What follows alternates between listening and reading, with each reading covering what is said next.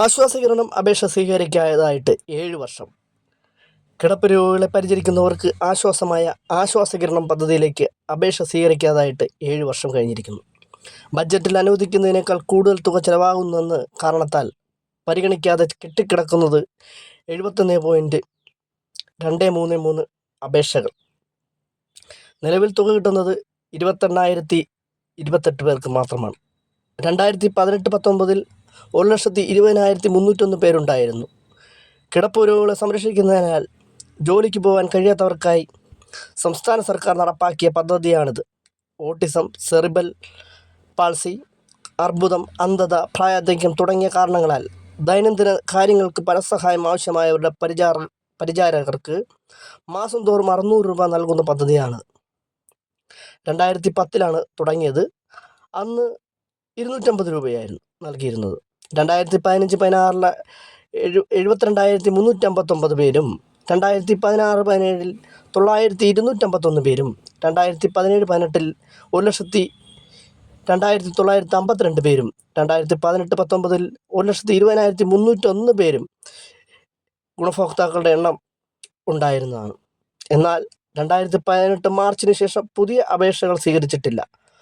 ഓരോ വർഷവും life certificate ഹാജരാക്കുന്ന മുറയ്ക്കാണ് fund ലഭിക്കുമ്പോൾ തുക നൽകുന്നത്.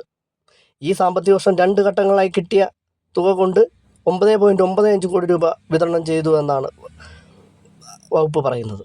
പദ്ധതി നിലനിൽക്കില്ല എന്ന് സർക്കാർ വ്യക്തമാക്കുമ്പോഴും ഒട്ടേറെ അർഹർ പുറത്താണ്. ലൈഫ് സർട്ടിഫിക്കറ്റ് ഹാജരാകാത്തതും രോഗികൾ മരിച്ചതുമാണ് എണ്ണം കുറയാൻ കാരണമെന്നാണ് അധികൃതർ പറയുന്നത്.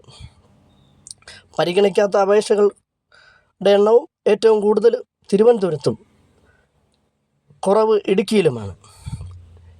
ആലപ്പുഴ ജില്ലയിൽ കിട്ടുന്നത് കേവലം 353 പേർക്കാണ്. വിവിധ ജില്ലകളിൽ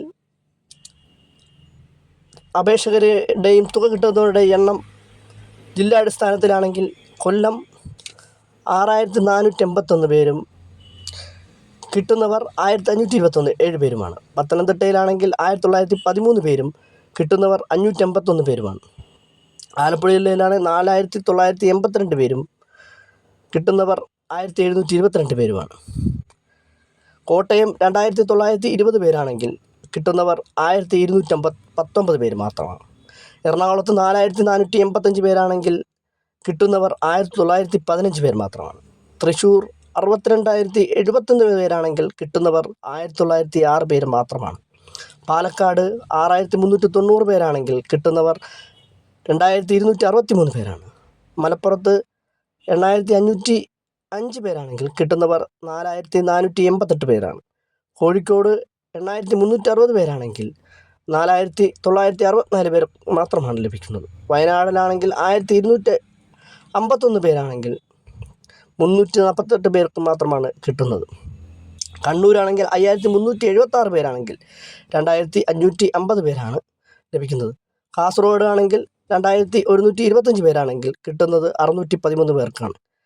കേവലം രാഷ്ട്രീയ പാർട്ടികളും സാമൂഹ്യ പ്രവർത്തനങ്ങളും സർക്കാർ സംവിധാനങ്ങളുമൊക്കെ ഉണ്ടെങ്കിലും ഈ തുക ലഭിക്കാനായിട്ട് യാതൊരുവിധ ശ്രമവും നടത്താത്തത് കേവലം നിയമത്തിൻ്റെ കുരുക്കുകൾ കൊണ്ട് മാത്രമാണ്.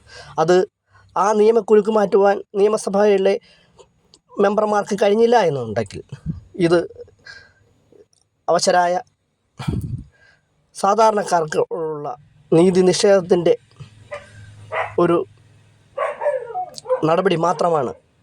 എത്രയും വേഗം ഈ നടപടി മനസ്സിലാക്കിക്കൊണ്ട് നിയമനിർമ്മാണത്തിലൂടെ അവർക്ക് കൂടുതൽ തുക സംവിധാനങ്ങൾ ഏർപ്പെടുത്തുവാനും സർക്കാർ സംവിധാനങ്ങളിൽ താൽക്കാലികമായ ജോലികൾ കൊടുക്കുവാനും സർക്കാർ തയ്യാറാകണമെന്നാണ് ഗ്രാമസ്നേഹി ന്യൂസ് റിപ്പോർട്ടർക്ക് ഈ അവസരത്തിൽ സൂചിപ്പിക്കാനുള്ളത്.